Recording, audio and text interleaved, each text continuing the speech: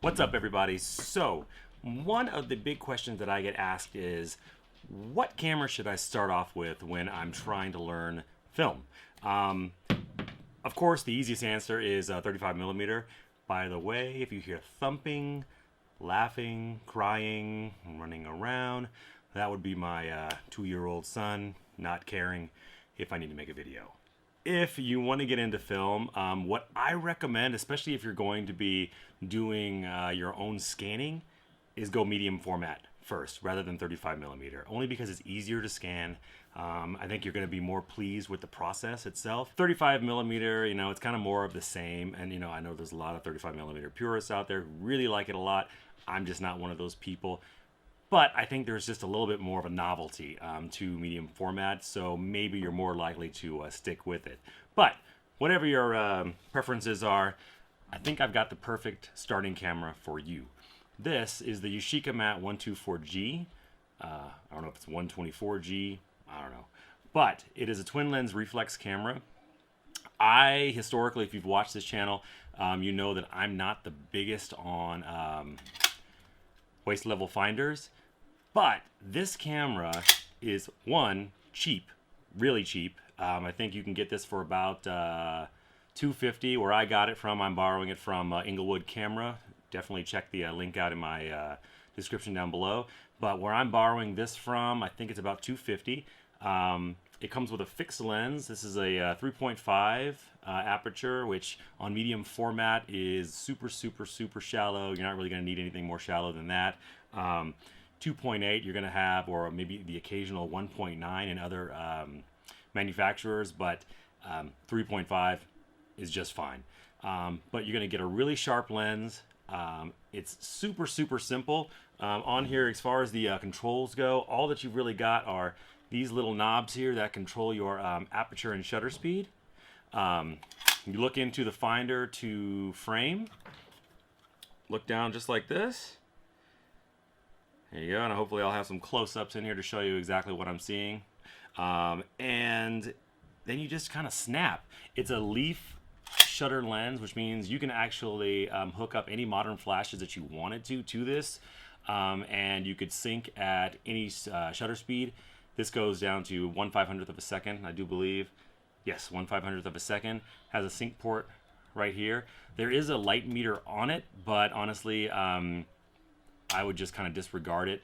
They don't make the batteries that run this light meter anymore, and it's uncoupled anyway, so you kind of have to like set all of your functions depending on what the light meter says. And any modern battery that you put in here is going to be off anyway as far as the accuracy of the meter goes. So honestly, I wouldn't even worry about it. Just use your own light meter. Trust me, buy a light meter. If you want to get into film, get a light meter. Don't worry about trying to haul around another DSLR or something like that to try and use that meter. Just get a little meter. You can buy them used for a pretty good price. Okay, so looking at the camera itself, we've got the two lenses that you're going to be using. The first one here is the lens you're going to be looking through. And the second one is the lens that actually takes the photograph. You can see the shutter in there. Then you're going to have two knobs to control the camera. And up here you'll see where you can check to see what your shutter speed and aperture are. You control the aperture with the left knob and the shutter speed with the right knob. Flip up your waist level finder. There's your magnifying glass, and shuts really easily. Open and shut pretty easy. You're going to have a winder on the side.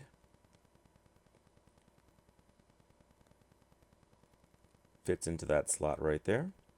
On the bottom, this is how you're going to open the camera to get your film in. You're going to have an open and close dial. Let's turn it to open first. That pops the back. And now we're going to show you how to put your film into the camera.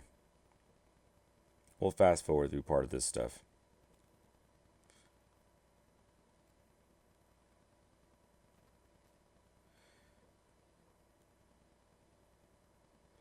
There are these knobs on the side that lock open.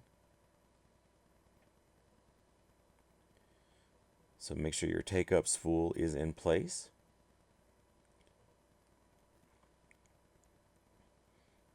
And your film goes in the bottom.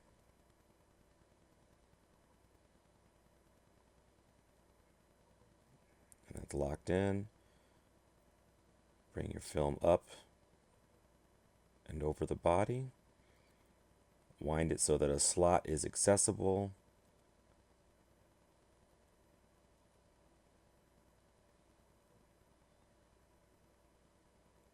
There you go. I like to hold down the film while I'm winding just to make sure it doesn't slip out. Gently. And on the left there, you're going to see a red arrow. That's where you're going to load the film to. And you'll see the arrows line up right there. Close the back.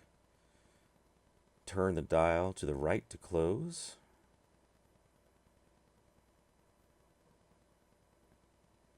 There you go. Now we're going to wind the camera until it stops. Then we're going to take it all the way back and down. Now you should be ready to go. We'll see in the window you're at number 1. On the side here, you'll see a locking mechanism for the shutter. This is very important because it's super easy when this thing is in your bag to trip the shutter accidentally, so make sure you lock it. Also, you're going to notice that the actual shutter button is really long, and it takes a lot of movement to actually trip the shutter. So make sure that you're not moving the camera while you're taking the shutter. So just something to be aware of. Try and stay sturdy, especially at lower shutter speeds. So that's pretty much it in a nutshell. It's a very, very simple camera. It doesn't really weigh much, really portable. It's really easy to just throw some film in it, get out there, take some pictures, and have fun with it. It delivers, you know, it really gives some really nice pictures, and I would probably not use this in studio just because I don't really need to, but for a camera that you can just pick up and go and just enjoy a day of shooting, I don't think you can really beat something like this. If you have any questions about the camera or anything that I missed, please feel free to comment below, and y'all have a great one. Thanks.